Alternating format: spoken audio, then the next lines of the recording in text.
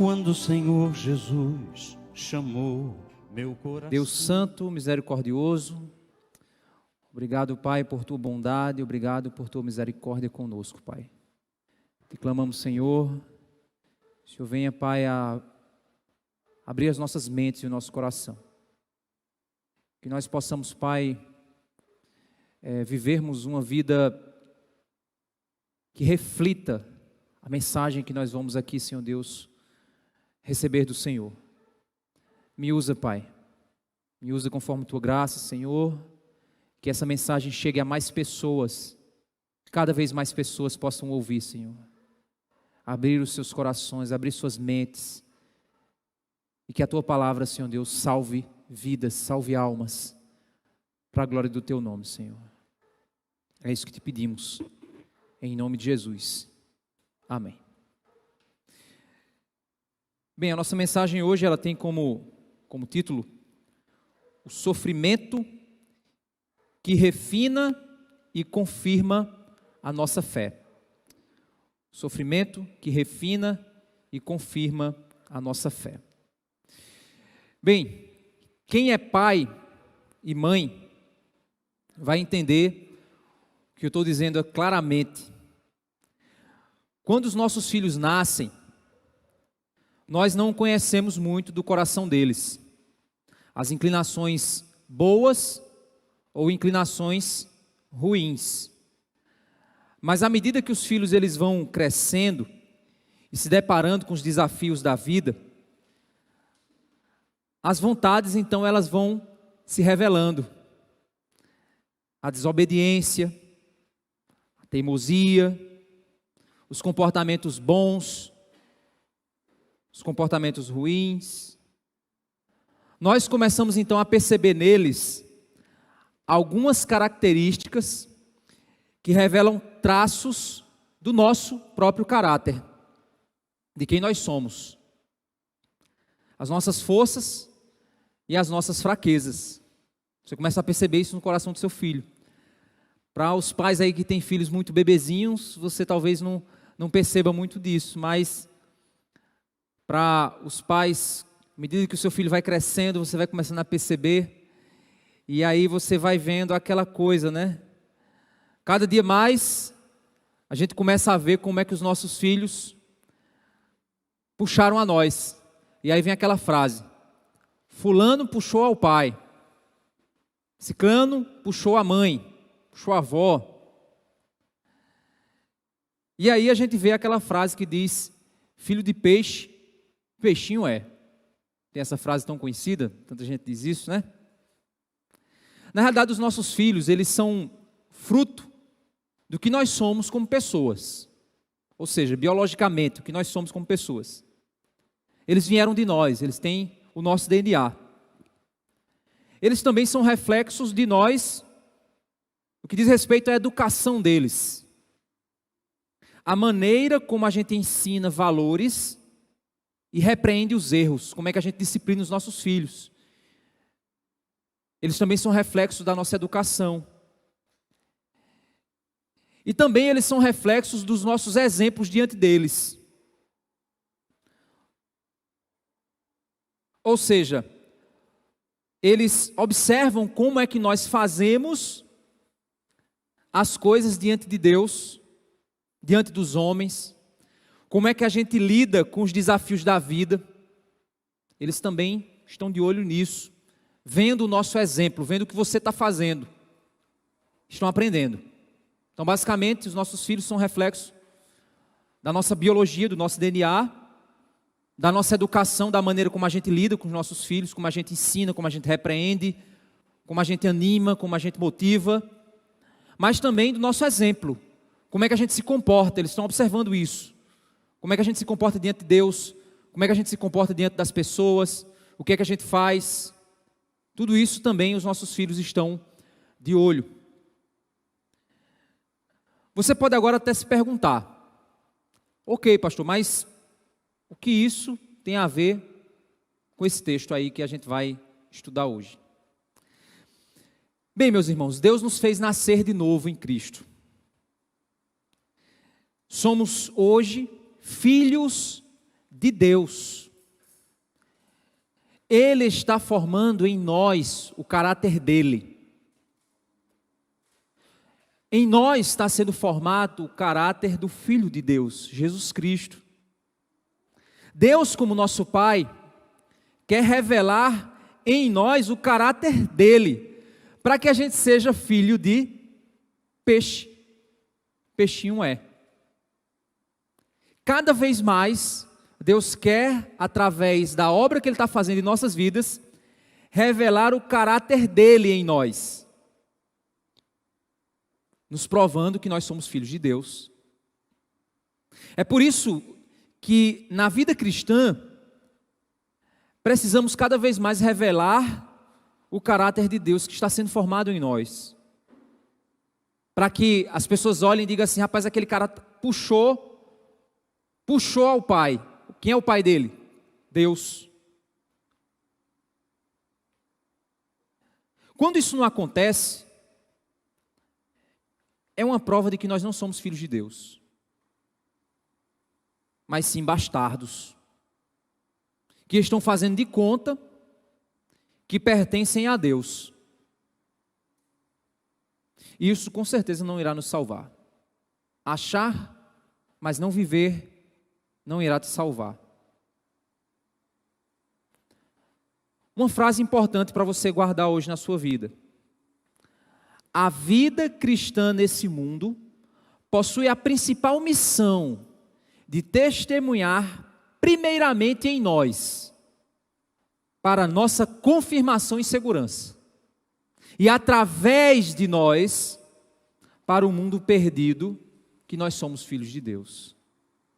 Eu vou repetir para você guardar no seu coração. A vida cristã nesse mundo possui a principal missão de testemunhar primeiramente em nós, para a nossa confirmação e segurança, e através de nós, para um mundo perdido, que somos filhos de Deus. É por isso que você, quando entrega a sua vida a Cristo, você não vai automaticamente para o céu. Entreguei a vida a Jesus, agora subi. Você passa por um processo nessa vida. Você nasceu de novo, mas você nasceu de novo e agora vai viver nessa vida. Enquanto você está vivendo nessa vida, você está testemunhando para você e testemunhando através de você, testemunhando que você é filho de Deus. Essa aí é a função da vida cristã. Pedro, aqui nesse texto que a gente vai ver lá em 1 Pedro, já pode abrir na sua Bíblia lá em 1 Pedro, ele apresenta nesse momento uma reflexão exatamente nesse sentido. Essa reflexão vai ajudar a gente a pensar no processo de confirmação do caráter de Cristo. E essa confirmação do caráter de Cristo em nós, nos dá a segurança de que nós somos filhos de Deus. Se esse texto, ele não reverbera no teu coração, ele não aquece o teu coração, você não entende que realmente eu combino com isso aí combina comigo. Então você precisa se arrepender dos seus pecados, você precisa mudar seu coração, você precisa ir até Cristo, Ele vai te receber. Para a gente poder chegar no texto, vamos entender primeiro o contexto da carta. Pedro aqui, ele estava escrevendo para uma igreja que começava a sofrer uma intensa perseguição por parte do Império Romano. Essa perseguição se dava no contexto da fé. Por quê? Porque uma das coisas que mais o Estado teme é não ter controle total sobre as pessoas. E a última instituição que evita o domínio total da mente humana é a fé. E essa instituição que produz, que trabalha essa fé é a Igreja de Cristo. Então a igreja é o inimigo do Estado, naturalmente. É gato e rato. E aí é nessa carta onde Pedro ele vai encorajar as pessoas aqui a viverem uma vida cristã. E o que essa carta, na realidade, ela faz é encorajar o viver cristão que honra a Deus no meio da oposição crescente, refletindo sobre as reações exigidas pela vocação celestial do crente. Esse é o objetivo dessa carta, certo? Na realidade aqui essa frase eu tirei de um comentarista chamado Oswaldo, e ele resumiu o propósito dessa carta nessa frase aqui que eu li. Vou ler de novo.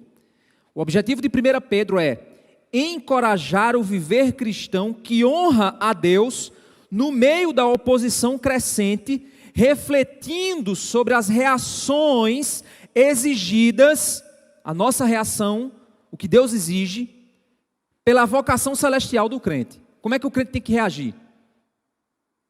Essa é a grande questão. Diante da oposição, diante da dificuldade para exercer sua fé, como é que ele tem que fazer? Correr para debaixo da cama, se esconder, ficar tremendo de medo, o que é que ele tem que fazer? É o que essa carta vai nos mostrar. Nós não vamos conseguir ver a carta inteira, mas vamos lá para 1 Pedro, capítulo 1. Vamos entender para quem era a carta, primeiramente. Verso 1 e verso 2 diz: Pedro, obviamente quem escreveu, apóstolo de Jesus Cristo, escreveu para quem?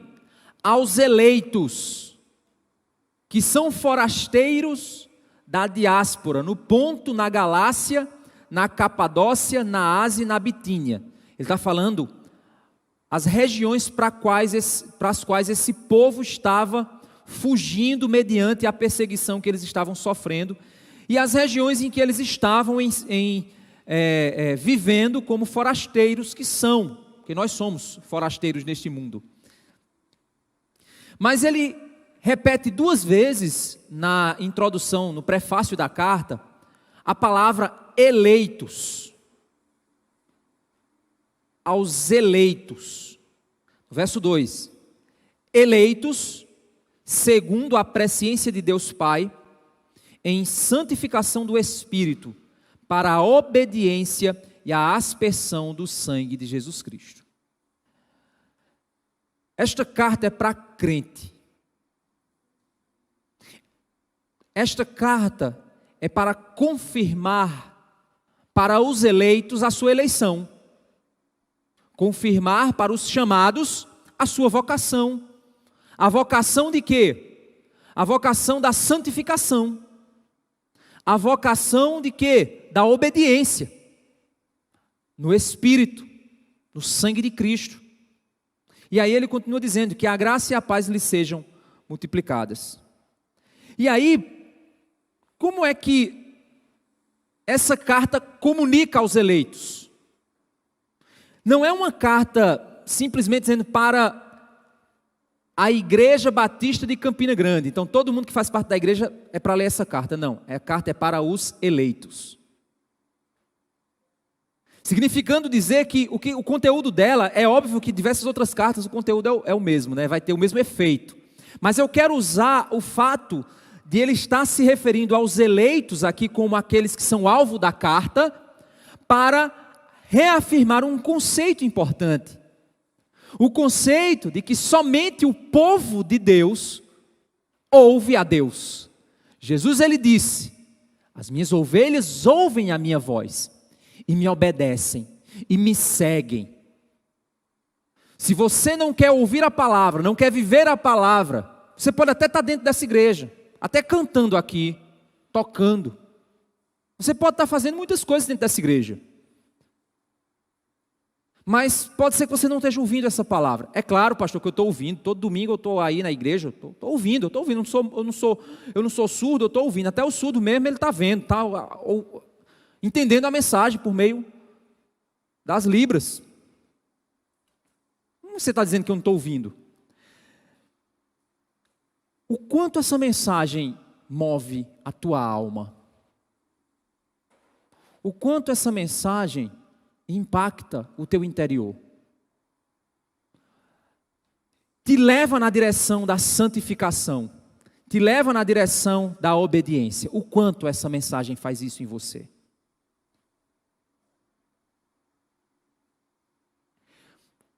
Eu acho interessante porque uma vez eu tive acesso a um apito daqueles, eu acho que Não sei se a polícia aqui tem aquele apito para cachorro, que você apita aí e ninguém ouve nada, mas o cachorro ele fica tudo agoniado. Não sei se a polícia aqui tem, mas eu tive acesso uma vez a um apito daquele. É bem interessante. Você apita, você escuta uma coisinha se fazendo um barulhinho bem lá no finalzinho assim você escuta. Mas os cachorros das redondezas, eles ficam assim alvoroçados. Aquele apito, ele na realidade ele toca em uma frequência de som mais elevada que o nosso ouvido é capaz de perceber, o ouvido humano é capaz de perceber. Mas o cachorro, ele consegue ouvir aquela frequência de som. O nosso ouvido não consegue, mas o cachorro consegue. A mensagem do Evangelho, ela emite uma frequência que os eleitos ouvem, que os eleitos entendem. O mundo não. O mundo ri. Que apito mais, está apitando aí, não está saindo nada, ei, otário. O mundo vai dizer isso. Que mensagem louca. Você é um alienado, você é um doido, você é um ignorante. Mas o Espírito Santo de Deus faz com que o nosso coração ouça a mensagem. Então essa carta é para os eleitos. Deixa eu te dizer como é que isso vai acontecer. Existem 3 perguntas que o trecho que a gente vai ler vai ser do verso 3 até o verso 9. Existem 3 perguntas que esses versos respondem. A primeira pergunta é: quem nós somos e temos em Cristo hoje? Quem nós somos hoje? O que é que nós temos em Cristo hoje? Primeira pergunta que a carta responde. Segunda: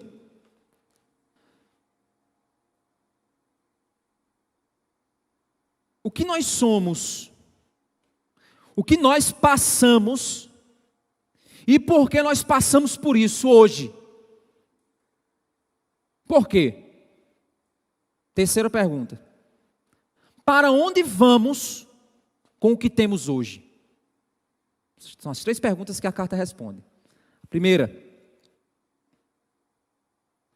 quem nós somos hoje? O que é que nós temos hoje? Quem nós somos? Qual é a nossa identidade?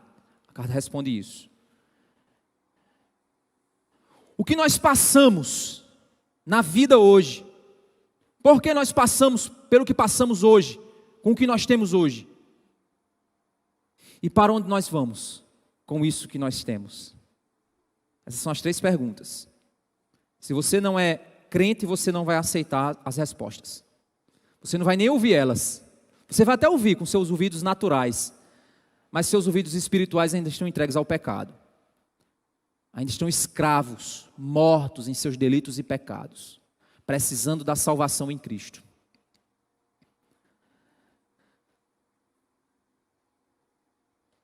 Vamos lá para a primeira pergunta. Quem nós somos e o que temos em Cristo? Verso 3. Bendito seja o Deus e Pai de nosso Senhor Jesus Cristo. Bendito, bem falado, que Ele seja famoso aos nossos olhos, que Ele seja exaltado aos nossos olhos, bendito, maravilhoso, grandioso, amado da minha alma, bendito seja o Deus e Pai do nosso Senhor Jesus Cristo. Por quê? Ele é bendito. Que, segundo a sua grande misericórdia, o que é isso? Somos alvos da misericórdia. Porque ele diz, segundo, ou seja, movido por ela se tornou o instrumento que me levou, por meio dela, segundo a sua grande misericórdia, nos regenerou. Fomos regenerados por meio da misericórdia. Conceito, que é misericórdia? Porque Ele foi misericordioso comigo, Ele não me deu o que eu mereço. Então, pela misericórdia não fui condenado, pela graça fui salvo. As duas se completam. Então, Pedro foca na misericórdia, dizendo que por sua grande misericórdia nos regenerou, porque nós não merecíamos sermos regenerados. Nós merecíamos permanecer no estado em que estávamos. E aí você pergunta, o que é regenerar? E é interessante, regenerar, a gente estuda a teologia, a gente fica com muita coisa na cabeça, e na hora que eu pensei essa palavra regeneração, eu já entendi o que era regeneração do ponto de vista teológico, o conceito dela. Mas aí eu disse, eu vou lá pesquisar a palavra no grego. Aí fui lá pesquisar a palavra no grego. E é interessante que, não no grego, mas na própria estrutura dessa palavra, ela já tem a resposta. O que é regenerar? Regerar. O que é isso? Gerar de novo. O que é isso? Nascer de novo. Ele nos regenerou. Gênesis, origem. Ele nos deu uma nova vida, um novo começo, uma nova origem. Ele nos fez nascer de novo. Então, o que aconteceu com o Lázaro velho? Morreu. Pois Lázaro foi regenerado. Ou seja, ele foi gerado de novo. Feito pelo Pai. Feito pela graça. A regeneração, ela é uma obra soberana de Deus. Ninguém faz cirurgia em si mesmo. Ninguém se dá um próprio nascimento. Tivemos aí Davi, né, o último bebezinho a nascer da igreja. Não foi Davi lá que foi se puxando para sair da barriga da mãe. Não existe isso. Ele estava lá indefeso, paradinho, esperando o momento para alguém chegar lá e fazê-lo nascer. Nós não somos assim. Não somos gerados pela nossa força, pelas nossas obras, pelo nosso conhecimento, pela nossa grandeza. Não, nós somos fruto de uma obra soberana. O que é que você tem a fazer então, meu irmão, se você é regenerado? Louve a Deus, glorifique a Deus, engrandeça a Deus, seja grato, porque você é fruto de algo que você nem mesmo imaginava. Você, quando nasceu, você não escolheu onde ia nascer, você não escolheu que dia ia nascer, você não escolheu em que condição ia nascer, você não escolheu nem com que corpo você ia nascer. Tudo isso foi fruto das ações de alguém que te trouxe ao mundo. Da mesma forma, a salvação. Você não fez, você não escolheu o dia, a hora, não. Você simplesmente foi fruto de uma ação soberana do Senhor. Mas eu lembro, pastor, que eu tive que tomar uma decisão. Amém. Até que ponto você tinha consciência, não tinha consciência, você resistiu, não resistiu? O fato é, se você hoje existe, você só existe porque Deus te regenerou. Somente. Esse é o fato. Contra isso eu não posso argumentar. Nossas obras e busca por santidade vão apenas evidenciar essa obra. Da mesma forma, o bebezinho quando nasce, você vai lá medir o coraçãozinho dele, vê lá ele chorando, vê lá como é que ele está, vai dar uma análise. Quem aqui bate o coração porque fica controlando? Se eu não bater meu coração, eu não consigo, eu tenho que ficar o tempo todo. Se eu esqueci de bater meu coração, peraí, ai não, senão eu morro. Vou ficar lá, batendo meu coração. Quem é que faz isso? Ninguém.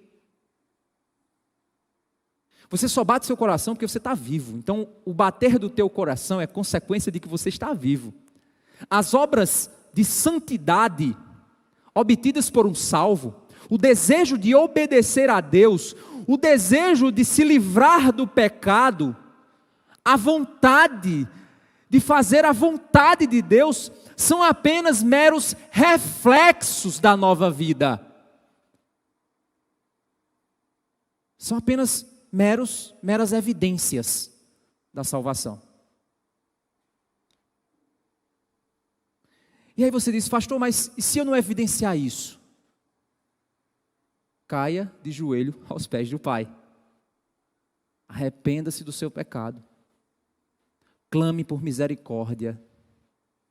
Porque você talvez está tentando ser salvo pelas suas obras, você nunca vai conseguir, porque você é um orgulhoso, um vaidoso, um soberbo, que acha que vai merecer a salvação enquanto ficar tentando. Mas meu pai é crente, você acha que é o seu pai que vai te salvar. Minha mãe é crente, você acha que é sua mãe que vai te salvar. Arrependa-se do seu pecado, submeta-se à soberania do Senhor, reconheça a sua fraqueza.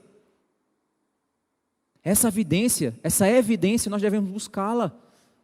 Mas buscar aonde? Nas nossas obras? Não. No sangue de Cristo. É lá o antídoto que vai te salvar. E aí ele continua dizendo, mas nós fomos regenerados? Fomos, pastor. Mas para o que nós fomos regenerados? Ele continua dizendo, verso 3, para uma viva esperança.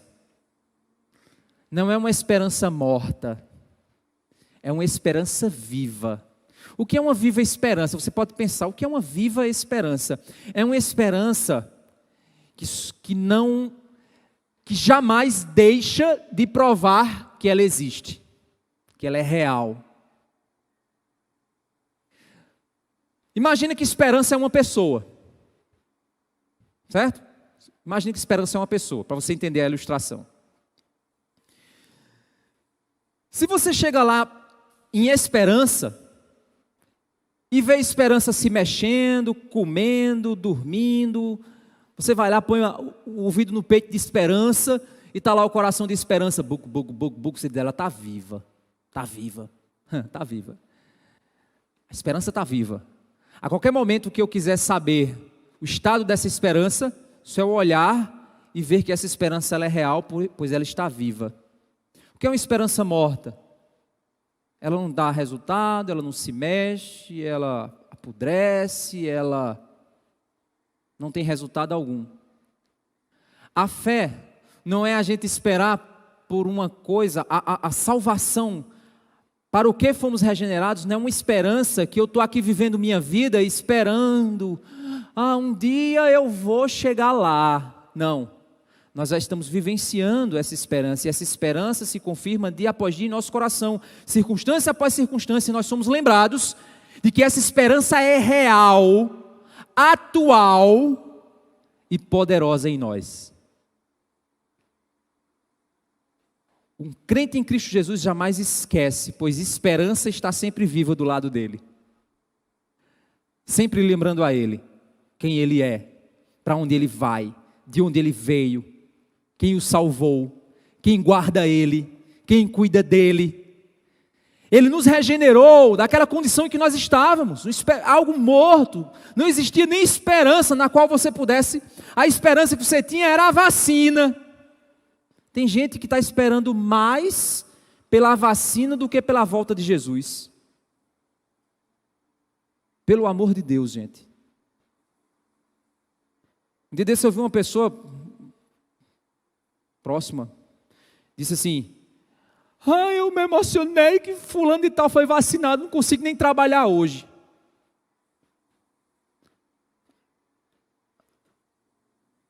E o pior é que essa pessoa que foi vacinada nem crente era. Aí eu me pergunto, essa pessoa crente se alegrou mais pela vacina do que pela salvação da alma do seu ente querido. Porque nós estamos entrando num parafuso secular, uma loucura no mundo, uma confiança perecível que vai ficar nesse mundo. E estamos deixando de contemplar a verdadeira esperança e trocando essa esperança por outra esperança. Uma esperança morta. Uma esperança que algumas têm 58% de eficácia. As outras têm 90% de eficácia. A melhor tem 90% e alguma coisa. Outra tem 86% de eficácia. Essas são as esperanças que as pessoas têm posto em seu coração. Ah, pastor, mas se alguém vier lhe vacinar, você não vai? Não, vou sim, minha família vai, não vejo problema algum.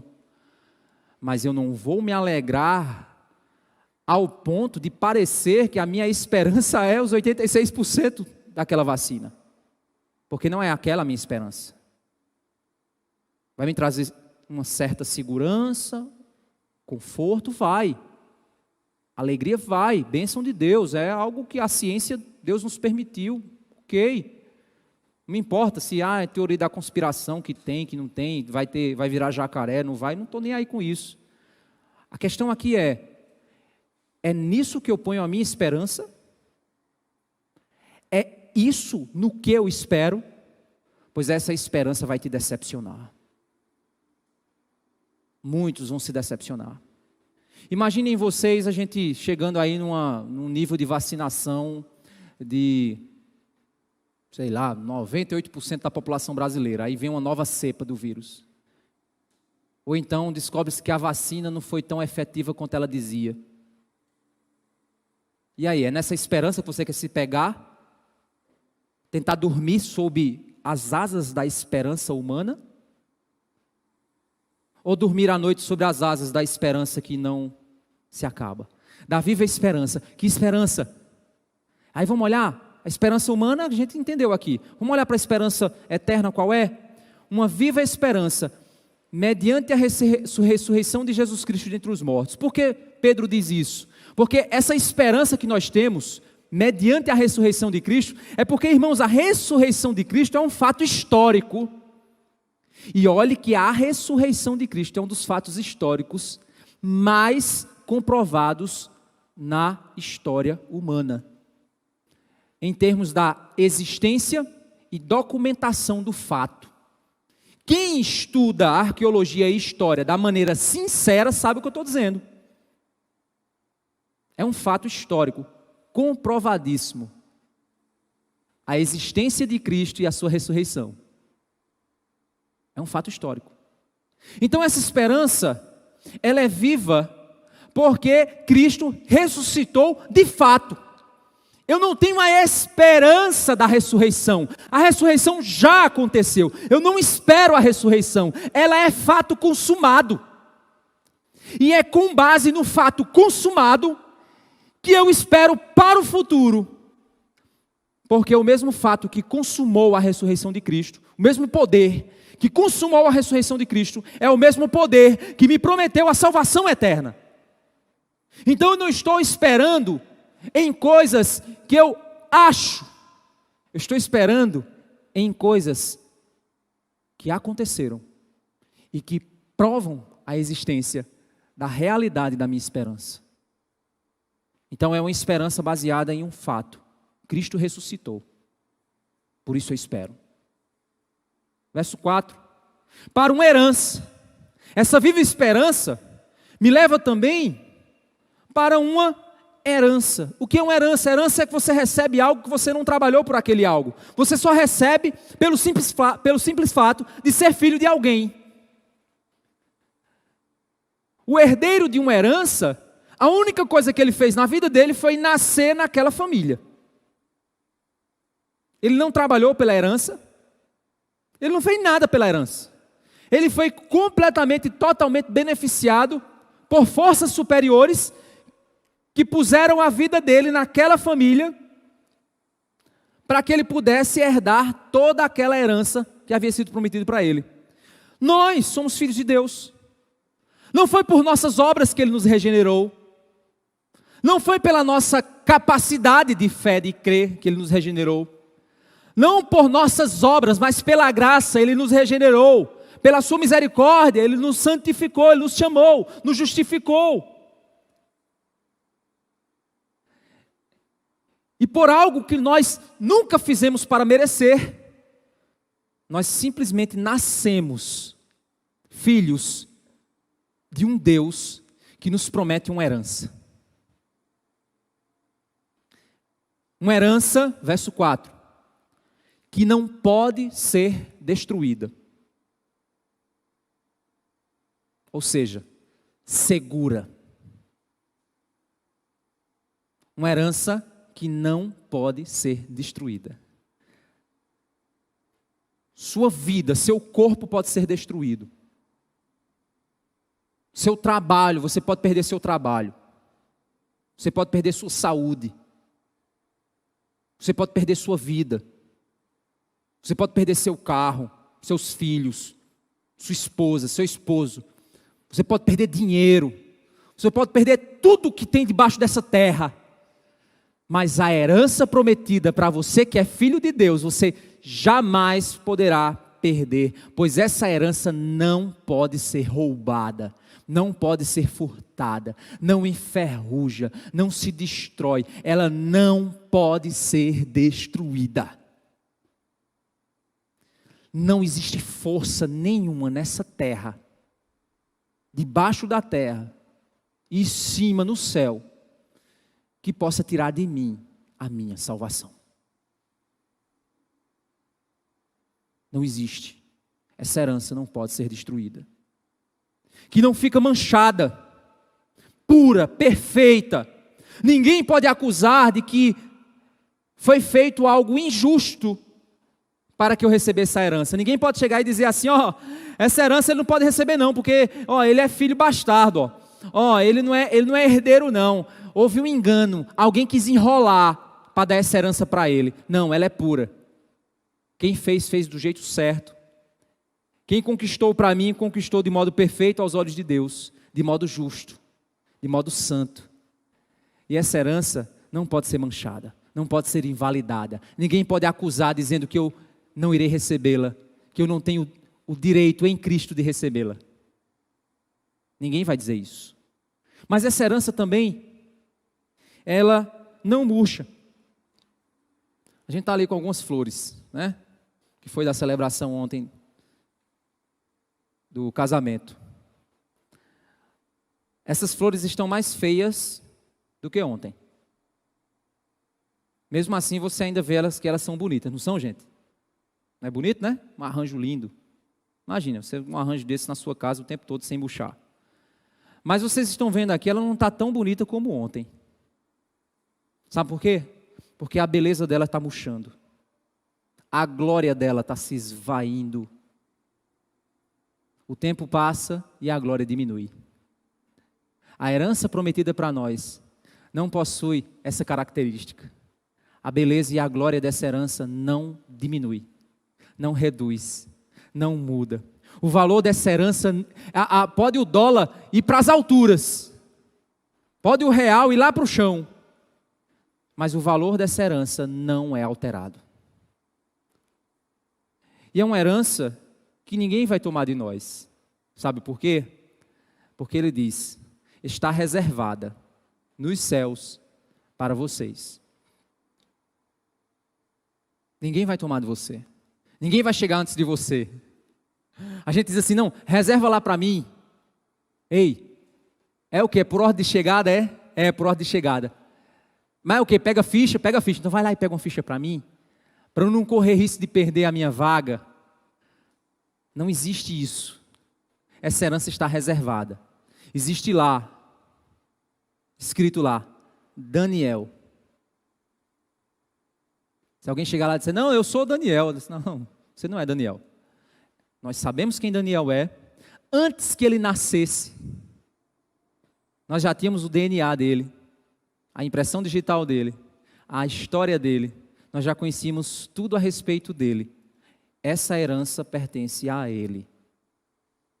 Está reservada para ele. Está reservada para nós. E aí nós dizemos, ok. Então o que é que nós somos agora? Diante disso, tudo. Dessa esperança viva. Dessa herança que nós esperamos. O que nós somos por causa da regeneração? Ele continua dizendo, que são guardados pelo poder de Deus. Segurança. Que segurança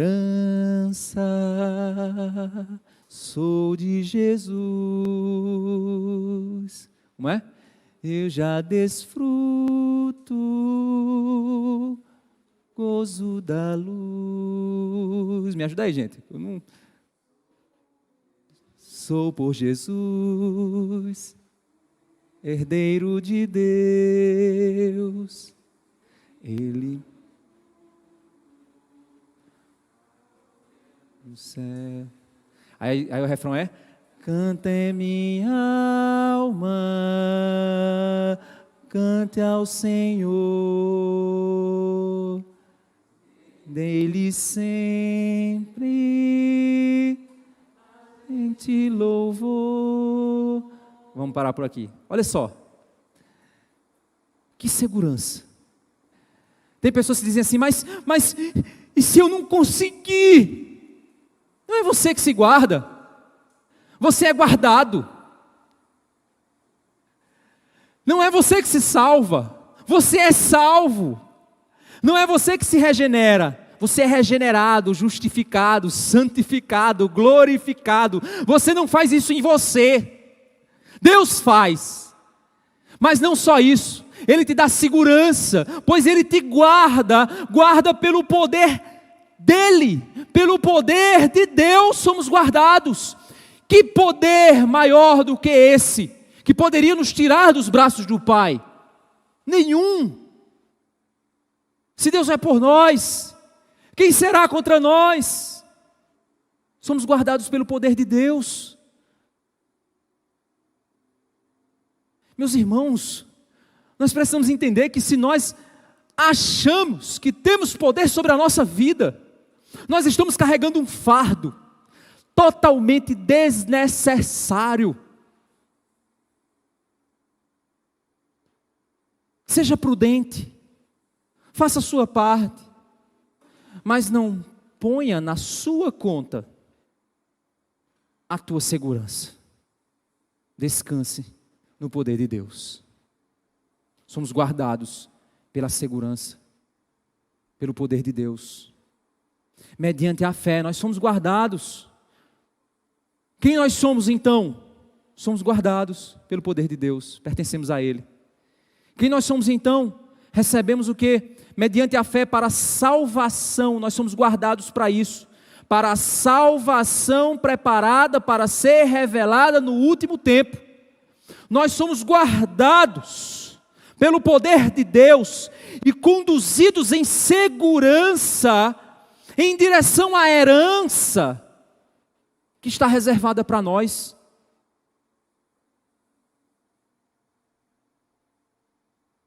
E esta salvação, ela está para ser revelada em sua totalidade no porvir. Então, meu irmão, você pode morrer hoje, mas você nunca se perderá eternamente. Você está entendendo? Não combina com o crente o medo da morte. Quando o crente tem medo de morrer, ele tem medo de perder aqui algo que para ele acha importante. Não estou dizendo que você tem que ser um psicopata, né?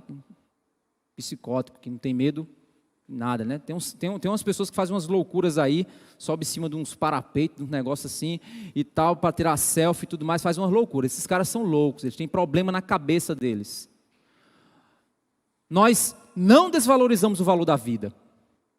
A vida é valiosa.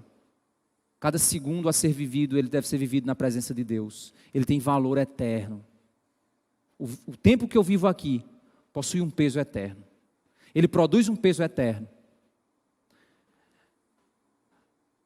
Mas nós entendemos que somos guardados. Que o nosso fim não é aqui. Aqui é uma passagem. A nossa história não termina aqui. E se a nossa história terminar aqui, terminou porque o Deus soberano assim determinou o tempo.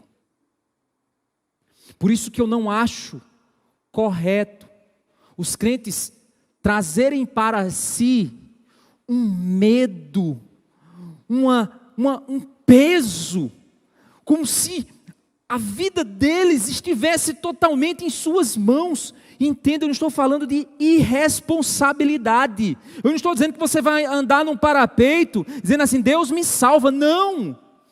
Quem quer isso é o diabo. Mas ao mesmo tempo, você não pode parar e pensar que o que te salva, o que te mantém vivo é a tua inteligência, a tua capacidade, o teu poder. Você está se enganando. E ao mesmo tempo, você está carregando um fardo pesado sobre você. Você está carregando um peso que você nunca deveria carregar, porque você nunca teve esse poder sobre a sua vida.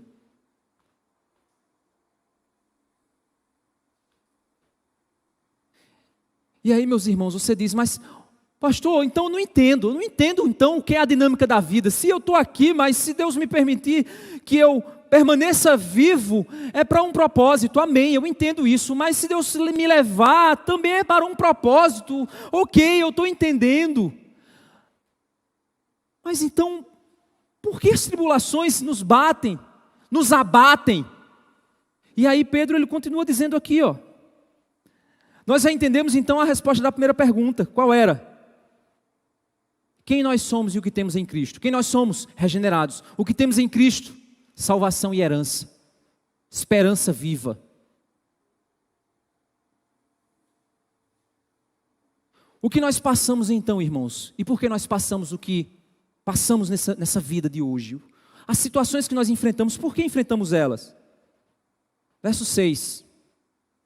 Nisso vocês exultam. Em que eu exulto? O que é exultar? Exultar é alegrar-se. E ele está dizendo, é nisso que vocês se alegram. Em quê? Em tudo que ele já falou. Esperança viva, herança para receber, uma herança que é segura, perfeita, sempre bela. Estamos seguros nos braços do Pai. Ele nunca nos perderá. Nem a morte, nem a vida, nem os anjos, nem principado, nem potestade, nem o coronavírus poderá nos separar do amor de Deus em Cristo Jesus. Estamos seguros no braço do Pai, Ele nunca vai nos perder. E quando eu digo nunca nos perder, gente, não é que você não vai morrer. Essa é a neura e a loucura que existe hoje no povo cristão. Nós achamos que salvação é não morrer. E esquecemos que Deus não está nos salvando da morte física. Ele está nos salvando da morte eterna. Ok, pastor, então tanto faz eu estar vivo ou eu estar morto para Deus? Não. Porque para mim o viver é Cristo. Mas se a morte vier, é lucro. O que é que Paulo diz? Eu queria partir e estar com Cristo, o que é incomparavelmente melhor. Mas para benefício do Evangelho, Deus está me mantendo aqui. E para o Evangelho eu quero trabalhar enquanto eu estiver aqui. Olha a visão de Paulo. Paulo diz, se eu estiver aqui, é porque Deus está me chamando para testemunhar. E eu vou testemunhar. Mas se eu for levado daqui, é porque minha obra aqui terminou e eu estarei em um local muito melhor. Mas hoje os crentes dizem, eu não quero morrer porque eu tenho meus sonhos, eu tenho meus planos, eu quero casar, eu quero viver, eu quero viajar, eu quero... Gente, essa é a geração que a gente vive hoje. O que Pedro está dizendo é que as pessoas, os eleitos, eles exultam, eles se alegram em quê? Na esperança viva, na herança para ser recebida, na segurança nos braços do Pai, em uma herança que nunca mais nós iremos perder e que será revelada para nós, é para onde estamos indo, é nisso que eu me alegro. Hoje, os crentes se alegram em quê? Em não adoecer, em não ficar pobre, em não perder o emprego, em não morrer. Eles não se alegram no eterno, eles se alegram no temporal, eles se alegram naquilo que tem uma glória momentânea, eles se alegram naquilo que são flores que murcham. É nisso que eles se alegram, é nisso que eles se pegam, é nisso que eles comemoram. Se Deus quer te fazer casar, que seja para a glória dEle. Se Deus quer te dar um emprego, que seja para a glória dEle. Se Deus quer tirar teu emprego, que seja para a glória dEle. Se Deus quer te dar saúde, que seja para viver para Ele. Se Deus quer tirar a tua saúde, que seja para viver para Ele. Pois o que você tem a receber, você jamais perderá. E já recebeu salvação eterna. Se é que você é um crente.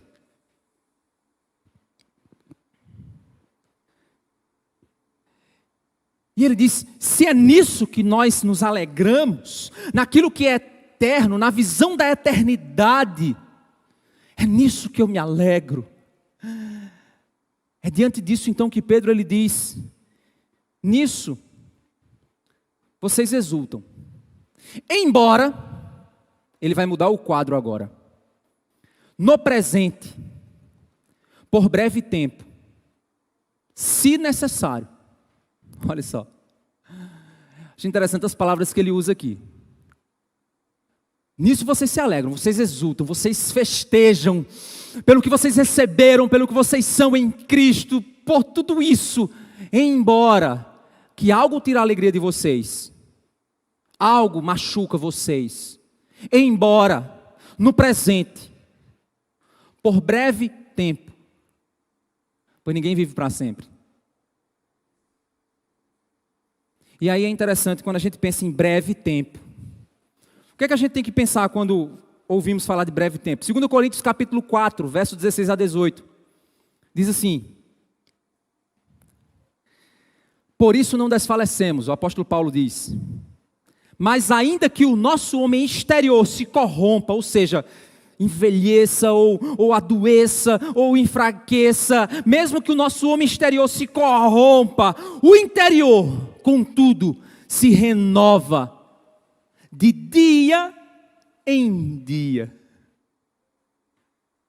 Porque a nossa leve, olha só que interessante, leve, a nossa leve e momentânea, pequenininha, tribulação, produz, isso aqui ó, é leve e pequeno, produz, isso aqui está produzindo algo, produz para nós um peso eterno de glória.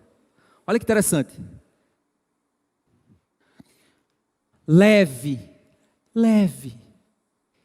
e momentânea, produz em nós algo pesado e eterno. Então, quanto mais você passar por coisas leves e momentâneas, mais peso e eterno você é enriquecido.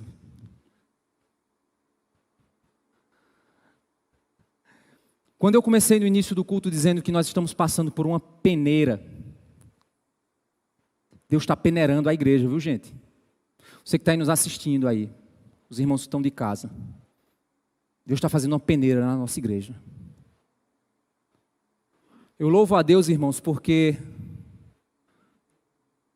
do início da pandemia, ano passado, até o fim, nós não tivemos nenhuma baixa na igreja. Quando eu falo baixa, pelo amor de Deus, não vem dizer de morte, de coronavírus, não é isso que eu estou falando. Eu estou falando de gente que desistiu do evangelho, pelo amor de Deus. É disso que eu estou falando. Nós passamos pela ventania, pelo vendaval, chegamos do outro lado com todos os irmãos, pelo menos que eu percebi.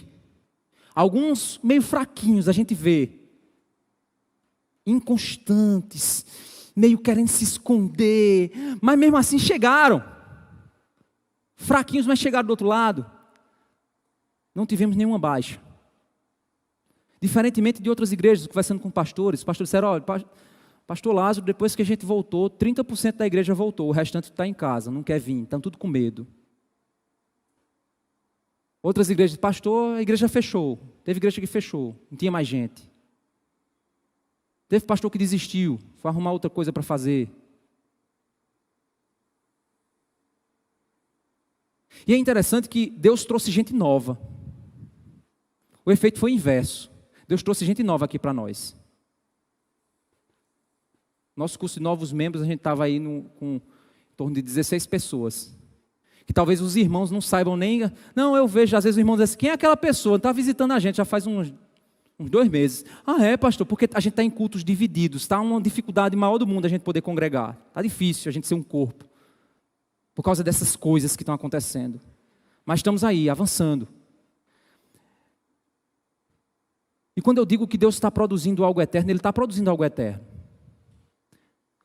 E se Deus permitiu que a gente voltasse a essa situação agora de novo, Deus está continuando a peneira dele. E Deus nunca parou a peneira dele. Sabe por quê? Deixa eu dizer uma coisa interessante para vocês. Na época eu estava conversando com um irmão da igreja, e ele me falou isso, e eu fiquei pensando, e isso não saiu da minha cabeça, ficou assim, ecoando na minha cabeça. Na época da igreja primitiva, os crentes cultuavam dentro de catacumbas, escondidos, fugiam e se escondiam para cultuar. Cantavam as musiquinhas baixinho. Ainda hoje tem gente sendo batizada dentro de banheiro numa casa, porque se eles forem pegos batizando, são mortos, torturados e mortos. Nesse exato momento, a gente tem países assim. Gente sendo batizada no secreto. Esses irmãos são ameaçados de morrer se cultuarem a Deus. Aí você diz assim, pastor, mas é se morrer se cultuar a Deus. Não, o Estado que persegue eles não diz que eles estão sendo mortos porque são crentes, não. Tira teu cavalinho da chuva, viu? Eles são mortos por alguma outra razão que o Estado diz. Eles são insurgentes, são terraplanistas, eles são negacionistas, eles são perigosos, são revolucionários. Eles dão um outro nome para a população dizer assim, vige, então pode matar, mata mesmo. Olha, os insurgentes estão reunidos, macumunando a destruição do Estado. Está o povo lá batizando um rapazinho. O que é que sai na mídia nesses lugares? Na mídia interna deles? Foi bombardeado um grupo de terroristas. Não era uma igreja cristã, vivendo a sua fé. Mas eles eram risco para o Estado. Risco para a saúde pública. Você está me entendendo? Não estou dizendo que não existe pandemia. Não estou dizendo isso, pelo amor de Deus. Não sou negacionista. Eu estou falando do mecanismo que é muito semelhante, de perseguição à fé. O povo começa a dizer, vocês já devem ter ouvido isso, a gente ora em casa, a nossa fé é de casa, Deus em casa me escuta. Não precisa esse negócio de povo estar reunido, não. O mundo dizendo a minha fé como é que tem que ser. O mecanismo é muito semelhante. E aí, nesses países, o povo é ameaçado de morte. Sabe o que é que eles fazem? Se escondem. Não estou dizendo que a gente vai fazer isso aqui não, gente. Pelo amor de Deus. Eu estou usando uma ilustração para mostrar para vocês como é que está o coração dos crentes hoje. Mesmo diante de uma ameaça iminente de assassinato pelo Estado, eles continuam cultuando, mesmo às escondidas. Não estou dizendo para nós fazermos isso aqui, gente. Eu estou apenas usando a ilustração para te mostrar que em locais assim, diante de um perigo real e iminente de morte, as pessoas não desistem de cultuar. Os crentes de hoje não estão sendo ameaçados pelo assassinato do Estado, mas eles temem adoecer. Tem pessoas que têm medo de adoecer, não é nem morrer, porque dependendo do adoecimento, a morte vem ou não. Aí você vai ver as probabilidades e aí vem a vontade de Deus. Mas as pessoas estão entregando sua fé por medo de adoecer, negando a sua fé por medo de adoecer. Não estou dizendo, pelo amor de Deus, que você tem que sair da sua casa para vir aqui pegar uma doença aqui para mostrar que você tem fé. Não é isso. Eu estou querendo que você faça uma avaliação do teu próprio coração. É isso que eu quero. Faz uma avaliação do teu próprio coração. Você tem medo, se for permitido o culto, que a gente não está vindo aqui porque não está permitido. Mas se for permitido o culto, Você virá correr risco, sabendo que você pode adoecer. Obviamente você vai tomar todos os cuidados, mas você pode adoecer também na sua casa. Você pode adoecer quando você vai comprar, fazer feira, ou você não faz feira. Você vai pagar suas contas na loteria, ou na lotérica, ou você não vai pagar suas contas. Fica trancado dentro de casa, pedindo Sedex, pedindo para os corvos virem trazer tua comida, como Elias, vai fazer isso, Você vai para o supermercado, você vai para pagar a conta, você vai para tudo que é essencial. Mas você não vem para a igreja porque você tem medo de morrer. Hipocrisia. Hipocrisia. A sua fé não é essencial. Vou repetir. Não estou dizendo que você tem que vir para aqui, estando proibido de vir. Mas estando permitido de vir, com os devidos cuidados, a sua confiança está em frequentar outros lugares e a igreja não, porque outros lugares são essenciais e a sua fé não é, você é um hipócrita. É duro dizer isso? É. Mas eu prefiro dizer isso para salvar a tua alma do que ver você sendo condenado com o mundo. Ah, mas eu sou crente, pastor. Você usa a sua segurança de salvação para fazer coisa errada? Olha o que é que ele diz. Verso 7. Verso 6. Nisso vocês exultam, embora no presente, por breve tempo, se necessário, sejam contristados por várias provações. Tribulações vão vir, vão nos entristecer, vão nos abater, vamos perder pessoas, vamos ser perseguidos, pessoas vão dizer maledicências de nós, vão nos chamar de obscurantistas, vão nos taxar de revolucionários, vão nos taxar de um bocado de coisa, vamos ser contristados por várias provações. Para quê? Verso 7, para que uma vez o valor da fé que vocês têm, muito mais preciosa do que o ouro perecível, mesmo apurado pelo fogo, resulte em louvor, glória e honra na revelação de Jesus Cristo, para confirmação da tua fé. Ah, mas eu tenho fé, pastor, eu tenho fé. A confirmação da sua fé se dá por meio da maneira como você reage diante das tribulações. Ah, pastor, mas eu falhei, eu neguei a Cristo 3 vezes, como Pedro, mas ele foi restaurado do seu erro. Pastor, realmente eu tinha a oportunidade de ir para a igreja, mas a minha preguiça não deixou, e eu usei a pandemia como desculpa. Realmente, pastor, eu estou com medo, estou assustado, e eu estou vendo que realmente isso não está correto. Eu não posso negligenciar o meu povo, eu não posso negligenciar a minha fé congregacional, eu não posso negligenciar, eu estou errado, eu errei. Agora é a hora de você corrigir. Ou será que essa onda agora de fechamento de igrejas vai passar e você vai continuar sendo a mesma coisa? Essa provação, essa tribulação não produziu nada, não refinou a tua fé como ouro, tirando as impurezas, tirando o lado ruim da tua vida, do teu coração.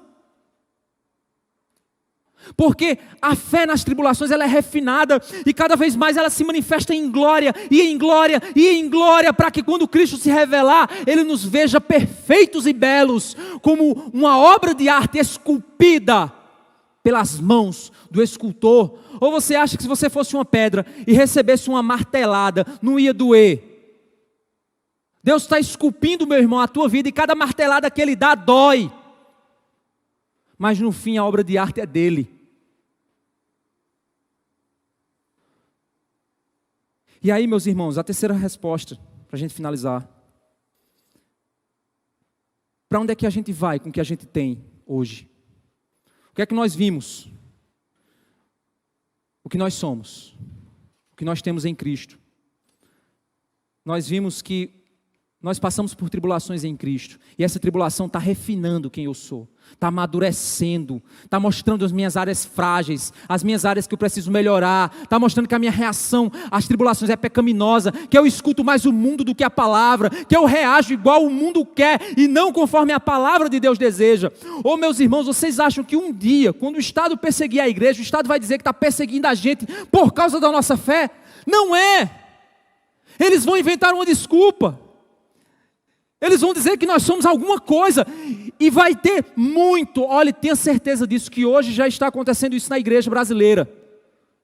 Os próprios cristãos estão denunciando suas próprias igrejas, seus próprios líderes, seu próprio povo, dizendo, esses aí que são negacionistas, tem que se dar mal mesmo.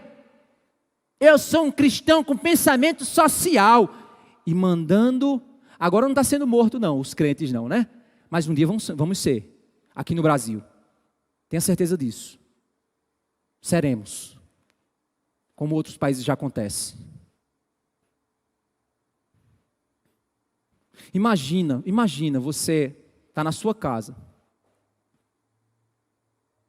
e ter que receber um visitante. Um pequeno grupo lá, você está lá na Arábia Saudita. Aí vem o seu vizinho e diz assim, eu sei que vocês são cristãos, né? Aí você fica assim todo assustado, porque se ele for um informante do governo, aí você diz, sou. Ele diz, eu quero conhecer Jesus. Vocês se reúnem? Sim. Aí você pensa de novo, se eu disser que sim, e ele for um informante do governo.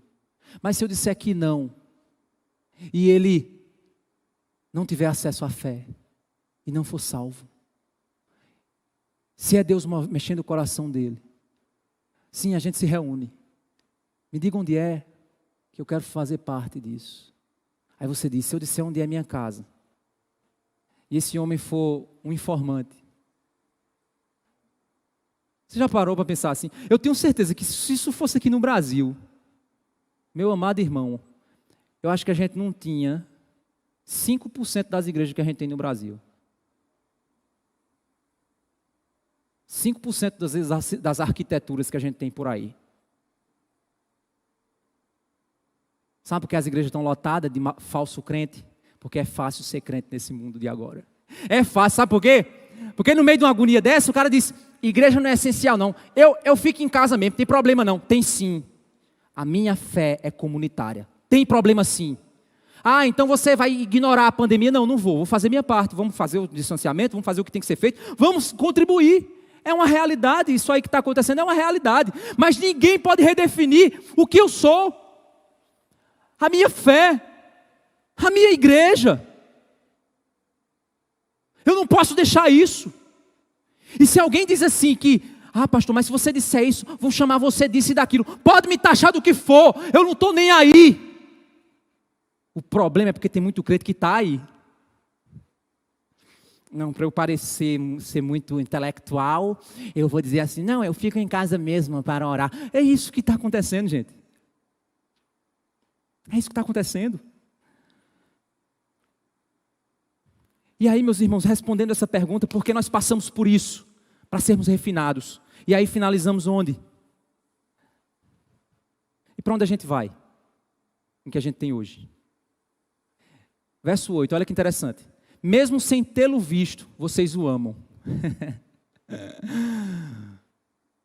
Já parou para pensar que o mundo acha que você ama um fantasma? Você ama um mito? As pessoas não entendem. Fulano era de um jeito, por que é que fulano está todo diferente agora? Fizeram lavagem cerebral nele. Foi não, porque você aprendeu a amar a Cristo. Você mudou sua vida. Mesmo não vendo agora, mas crendo nele, exultam com uma alegria indescritível e cheia de glória. E no fim de tudo isso, para onde vamos? Obtendo o alvo dessa fé. Qual é o alvo da nossa fé? A salvação da alma. Não é do corpo, é da alma. É esse o alvo que você procura, meu irmão? Então, a grande lição que fica aqui para nós hoje é que nós devemos bendizer ao nosso Senhor por nos dar uma viva esperança e segurança que nos alegra em meio às provações, que nos confirma por meio das provações, que nos aprimora por meio das dificuldades. e pelo amor que Ele nos deu em Cristo, nos alegra, nos recompensa com uma herança, que é a salvação da nossa alma. Você tem entendido que a sua vida é uma oferta agradável ao Senhor? Você tem entendido que a sua vida não te pertence? Você tem entendido que você foi chamado para testemunhar nesse mundo de crise? De esperar mais por Cristo do que por uma vacina? Você tem entendido isso? Você entende que as aflições que Deus te permite passar, elas existem para provar a tua fé, refinar a tua fé? Você entende isso?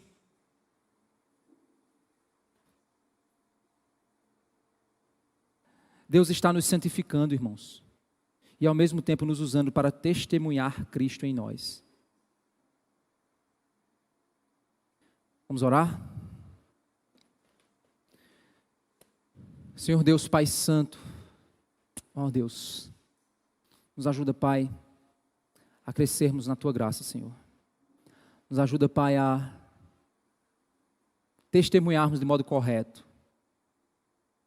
Não sermos imprudentes, mas não sermos medrosos. Não entrarmos, Pai, na onda desse mundo, mas sermos corajosos na defesa da nossa fé. Oh Deus, nos ajuda, Senhor, a passarmos por isso com graça, com coragem, principalmente com a Tua misericórdia, Pai. Nós vamos falhar, nós vamos errar, nós somos humanos e falhos, somos pó, mas confiamos que o Senhor nos guarda, até de nós mesmos. Oh Deus, obrigado por tudo. Nos ajuda, Pai. Abençoa a nossa nação, abençoa as lideranças desse país, que os nossos prefeitos e governadores, Pai, entendam a necessidade de agir de maneira coerente e correta.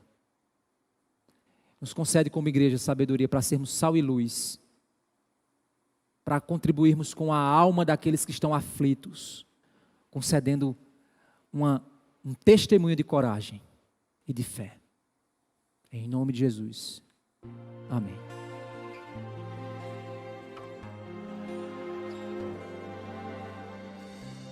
Quando o Senhor Jesus chamou meu coração,